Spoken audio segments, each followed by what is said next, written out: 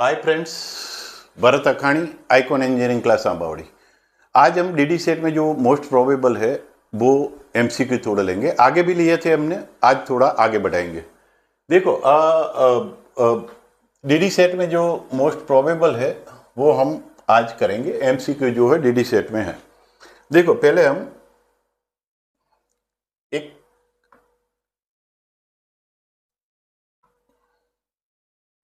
MCQ ले लेते हैं। देखो, the reciprocal of resistance. Resistance का रेसिप्रोकल क्या होता है? The reciprocal of resistance is, resistance means वो आपका जो कंडक्टर है वो रेजिस्ट कर रहा है, इलेक्ट्रिसिटी को रेजिस्ट कर रहा है, वो रेजिस्टेंस है। तो रेजिस्टेंस का जो रेसिप्रोकल होगा वो कंडक्शन होगा। वो कंडक्शन होगा जो कंडक्ट करेगा, तो इसका जो आंसर आएगा कंडक्शन। तो B is answer. Reciprocal of resistance लिखा है। तो it is measure as the material of ability to conduct the electric current. Electric current conduct करने की जो कैपेसिटी है उसको बोलते हैं कंडक्शन। तो कंडक्शन किसको बोलते हैं? जो इसकी कैपेसिटी है conduct the electricity. The reciprocal of resistance is known as a conduction. तो रेसिप्रोकल रेजिस्टेंस का कंडक्शन होगा। इसका सिंबल जी होता है और फॉर्मूला होगी G is equal to 1/r, means 1 resistance, resistance का रेसिप्रोकल। तो इसका यूनिट मो होता है। जो ओम है इसका उल्टा होता है, तो मो होता है। अब देखो, दूसरा क्वेश्चन देखेंगे हम। दूसरा एक क्वेश्चन देखेंगे।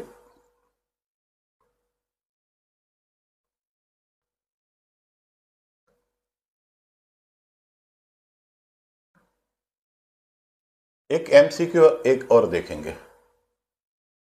देखो, which of the following is the mode of heat transfer that does not require medium. किस मोड, हीट ट्रांसफर के किस मोड को जो मीडियम की जरूरत नहीं होती?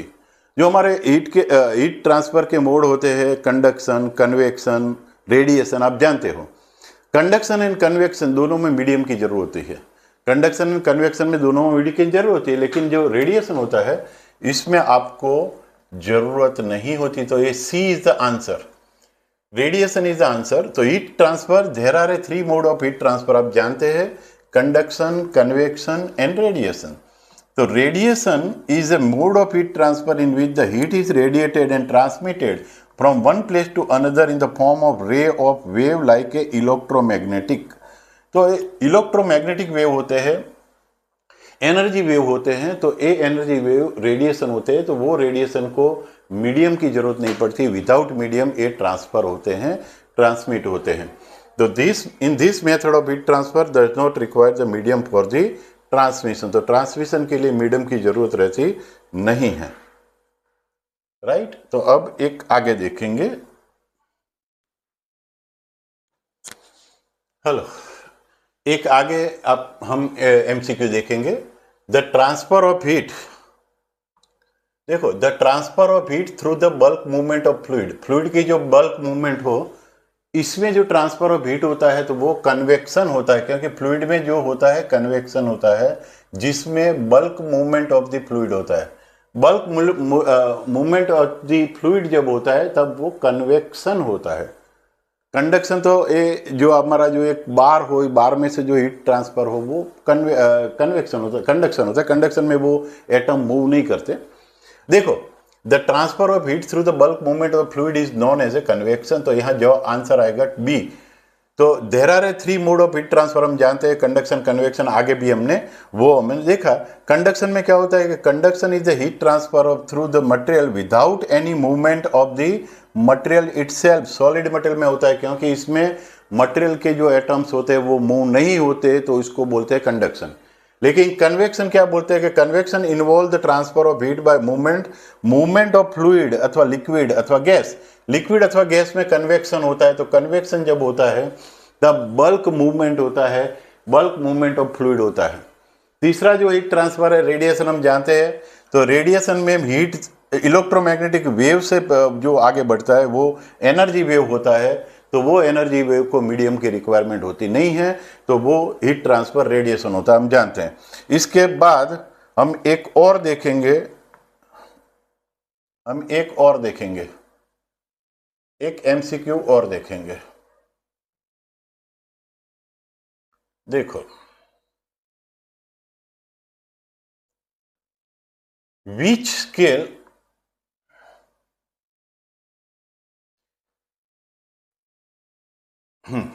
which temperature scale is an absolute temperature scale? किसको हम एब्सोल्यूट बोलते हैं? जो 3 प्रकार के जो टेम्परेचर स्केल होते हैं, हम जानते हैं, डिग्री सेल्सियस होता है, फ़ारेनहीट होता है, और तीसरा होता है केल्विन। तो केल्विन वो एसआई में लिया हुआ है क्योंकि वो थर्मोडाइनमिकली रिलेटेड टेम्परेचर है, तो इसको थर्मोडाइनमिक टेम्परेचर भी बोलते हैं। तो वो इसको एब्सोल्यूट टेम्परेचर भी बोलते हैं। थर्मोडाइनमिक टेम्परेचर वो एब्सोल्यूट टेम्परेचर होता है क्योंकि जो केल्विन है, तो kelvin is A correct answer. यहां जो हमारा एब्सोल्यूट टेम्परेचर है वो आपका केल्विन है, सी है।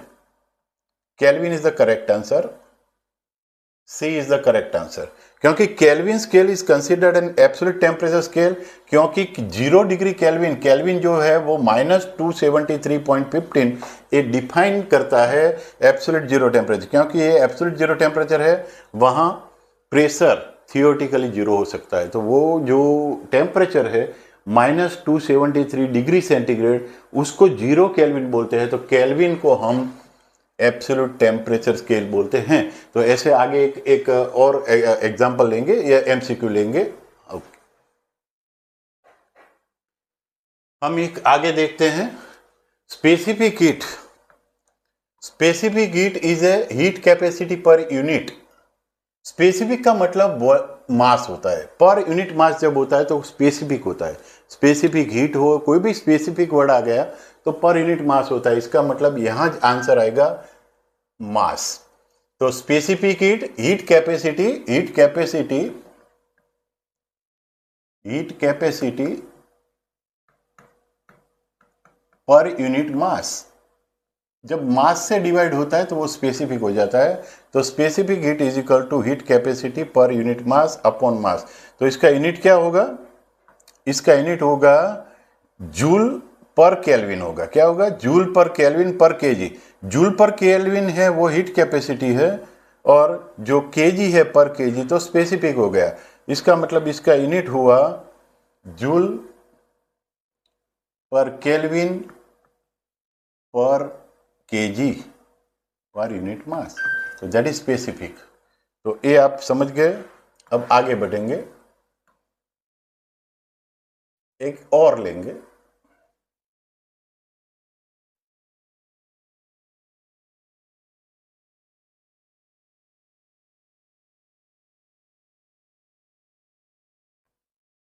देखो, which material would generally have the highest thermal conductivity? किस मटेरियल की कंडक्टिविटी हाईएस्ट होती है? तो हाईएस्ट कंडक्टिविटी होती है वो आपका एल्यूमिनियम है। वो इसमें would, rubber, aluminium and styrofoam. तो ए स्टायरोफोम, ये तीनों चारों में एल्यूमिनियम की कंडक्टिविटी ज़्यादा है। तो करेक्ट आंसर आपका सी है। तो which material have a generally highest thermal conductivity? तो एल्यूमिनियम की कंडक्टिविटी सबसे ज़्यादा है। ये जो दिए गए हैं इसमें से, ये जो दिए गए हैं इसमें से एल्यूमिनियम ज़्यादा है कंडक्टिविटी। चलो एक और लेंगे आगे।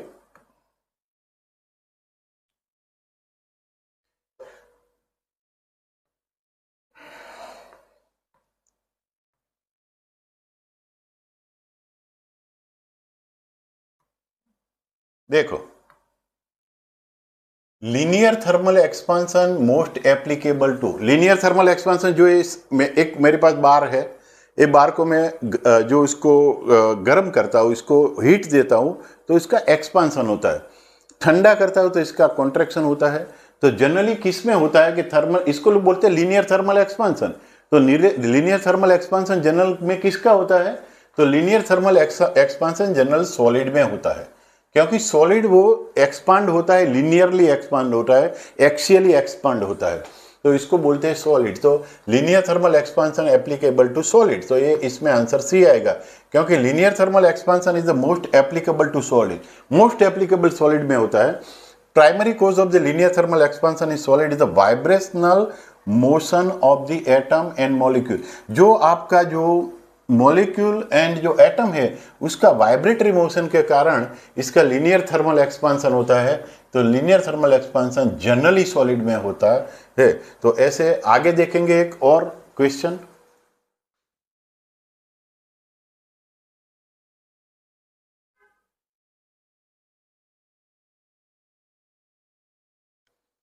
एक आगे देखेंगे, if the frequency of the wave, A wave की फ्रीक्वेंसी 50 हर्ट्ज है, 50 हर्ट्ज फ्रीक्वेंसी है,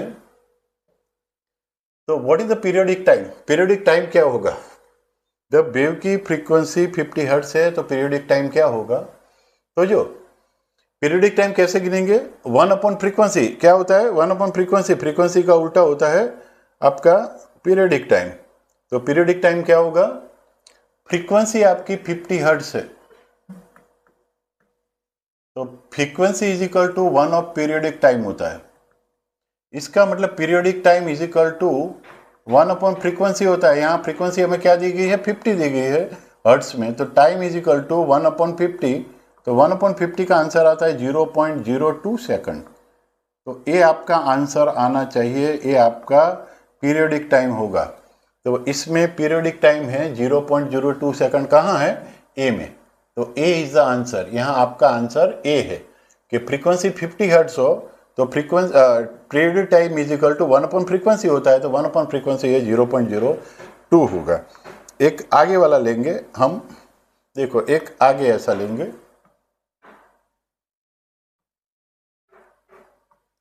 चलो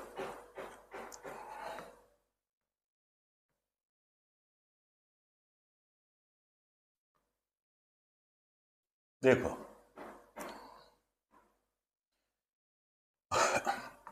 the distance between two successive point in wave in same phase, एक ही फेज वेव में एक ही फेज का जो डिस्टेंस होता है इसको क्या बोलते हैं? उसको वेवलेंथ बोलते हैं। क्या बोलते हैं? वेवलेंथ। तो इसका आंसर आएगा वेवलेंथ, क्योंकि दो सक्सेसिव पॉइंट जो इक्वल फेज वाले हो, देखो ऐसे वेव होता है हमारा, ये वेव है हमारा, तो ए वेव में ए पॉइंट और ए पॉइंट की फेज एक ही है, तो ए फेज एक ही है, तो उसका जो डिस्टेंस होगा इसको लैम्बडा बोलेंगे, अथवा तो वो लैम्बडा इज इक्वल टू, इसको सिंबल लैम्बडा से दिखाया जाता है, वो वेवलेंथ होता है। तो wavelength is the distance between two successive point in A wave in A same phase. एक सेम फेज पे जो हम डिस्टेंस मेजर करें वेव पे, तो वो आपकी वेवलेंथ होती है। क्या होती है? वेवलेंथ। और वेवलेंथ को लैम्बडा से दिखाया जाता है, और वेवलेंथ का जो यूनिट होता है वो मीटर में हो सकता है, सेंटीमीटर में हो सकता है, नैनोमीटर में हो सकता है, डिपेंडिंग अपॉन द स्केल, और एंगस्ट्रॉम में भी हो सकता है। 1 angstrom is equal to 10 power -10 metre ये होता है। ये भी हो सकता है, जनरली ये भी हो सकता है कि एंगस्ट्रॉम में भी इसका वेवलेंथ का वो हो सकता है। तो एक आगे अब एमसीक्यू लेंगे। देखो एक आगे क्वेश्चन ले ले, which property of the wave is the related two is the loudness in case of the sound wave. Sound wave होता है, इसका जो लाउडनेस होता है वो किसके पर डिपेंड करता है? कौन सी प्रॉपर्टी पे डिपेंड करेगा? एम्पलीट्यूड, फ्रीक्वेंसी, वेवलेंथ अथवा पीरियोडिक टाइम। तो जो एम्पलीट्यूड होता है, जितना एम्पलीट्यूड ज्यादा होता है इतनी लाउडनेस ज्यादा होती है, इसलिए लाउडनेस के लिए जो रिलेटेड है, लाउडनेस के लिए रिलेटेड है वो एम्पलीट्यूड है। तो एम्पलीट्यूड इज द आंसर। तो amplitude is a case of sound wave में प्रॉपर्टी ऑफ की वेव जो लाउडनेस होती है, तो लाउडनेस जब बढ़ती है, कब बढ़ती है? एम्पलीट्यूड बढ़ता है। फ्रीक्वेंसी बढ़ती है तो नहीं, वेवलेंथ नहीं, पीरियोडिक टाइम नहीं, लेकिन जब एम्पलीट्यूड बढ़ता है तब वो उसकी लाउडनेस बढ़ती है। तो in case of sound wave the property related to loudness is the amplitude. तो ये आपको याद रखना है। चलो एक आगे ले लेंगे, एक और।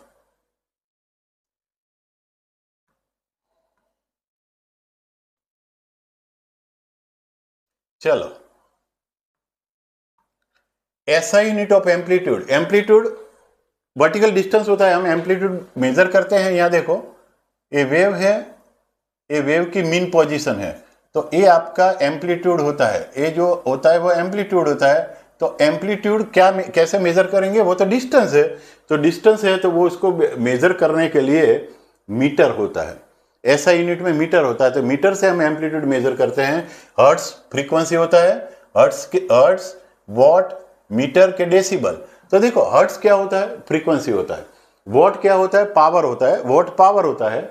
मीटर वो एम्पलीट्यूड के लिए होता है, तो C is the answer, meter is the answer. Decibel वो आपकी जो आपकी साउंड की लाउडनेस है वो मेजर करने के लिए होता है, डेसिबल होता है। लेकिन एम्पलीट्यूड होता है वेव का, वो मैक्सिमम डिस्प्लेसमेंट होता है। मैक्सिमम डिस्प्लेसमेंट ऑफ पार्टिकल है, पार्टिकल का मैक्सिमम डिस्प्लेसमेंट है, तो ए मैक्सिमम डिस्प्लेसमेंट जो पार्टिकल का है, देखो यहाँ से यहाँ तक, ये मैक्सिमम डिस्प्लेसमेंट ऑफ पार्टिकल, इसको बोलते हैं एम्पलीट्यूड। और एम्पलीट्यूड जो है, तो waves magnitude means the amplitude of a wave, तो मैग्नीट्यूड जो वेव का है वो इसका एम्पलीट्यूड होता है।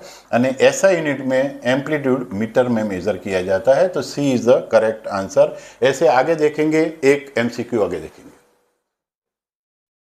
चलो एक आगे देखते हैं, एमसीक्यू आगे देखते हैं। Chemical formula for hydrochloric acid. Hydrochloric acid की केमिकल फॉर्मूला क्या होती है? HCl होती है। क्या होती है? HCl। Hydrochloric acid means HCl।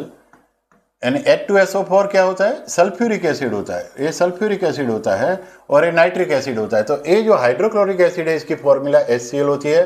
वो सबसे ज़्यादा स्ट्रॉन्ग एसिड होता है, HCl स्ट्रॉन्ग एसिड होता है, वो भी आप जानते हैं। चलो इसके बाद एक और देखेंगे।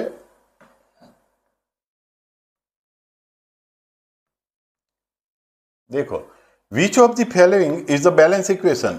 तो बैलेंस इक्वेशन कौन सा है? देखो आप देखेंगे ना, तो बैलेंस इक्वेशन होगा तो उसका एकदम दोनों साइड बैलेंस होगा, एटम्स जो है बैलेंस होंगे।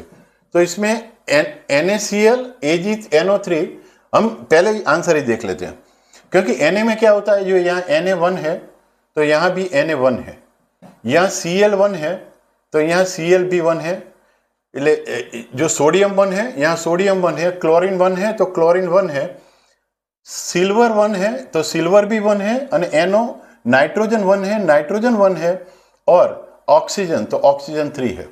इसका मतलब ये बैलेंस है, और में कुछ नहीं होगा। आप देख लेना, और में कुछ बैलेंस नहीं होगा। देखो यहाँ जैसा बैलेंस है, जो भी एलिमेंट है, सोडियम है, क्लोरीन है, सिल्वर है, नाइट्रोजन है, ऑक्सीजन है, सबके जितने यहाँ एटम है वहाँ एटम यहाँ अवेलेबल है। इसका मतलब वो बैलेंस इक्वेशन है।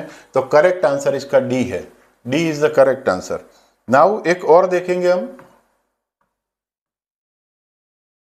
एक और देखेंगे।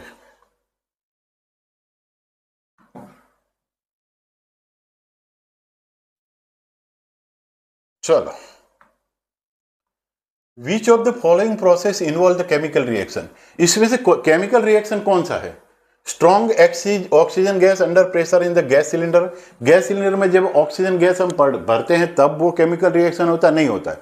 देखो, लिक्विफिकेशन एयर वो भी नहीं होता, क्योंकि आप एयर का लिक्विफिकेशन करेंगे तो उसका कंटेंट वो चेंज नहीं होने वाला है। इसके बाद keeping the petrol in dish, एक ओपन डिश में पेट्रोल रखो, इसका वो इवेपोरेशन होता है, वो भी एक केमिकल रिएक्शन नहीं है, स्टेट चेंज हो रहा है और कुछ नहीं है। लेकिन हीटिंग ऑफ कॉपर वायर को इन प्रेजेंस ऑफ एयर के प्रेजेंस में जब कॉपर वायर को हीट करेंगे तो वो केमिकल रिएक्शन होगा, क्योंकि 2Cu कॉपर प्लस ऑक्सीजन होगा तो कॉपर ऑक्साइड बनेगा। तो कॉपर को जब एयर में हीट करोगे तो कॉपर ऑक्साइड बनेगा, इसकी चेंज होता है, इसका केमिकल फॉर्मेशन चेंज होता है, इसलिए वो केमिकल रिएक्शन है। तो इसमें D is the answer. Heating of copper wire in presence of air is the chemical reaction. अब हम और भी देखेंगे, ऑब्जेक्टिव देखेंगे।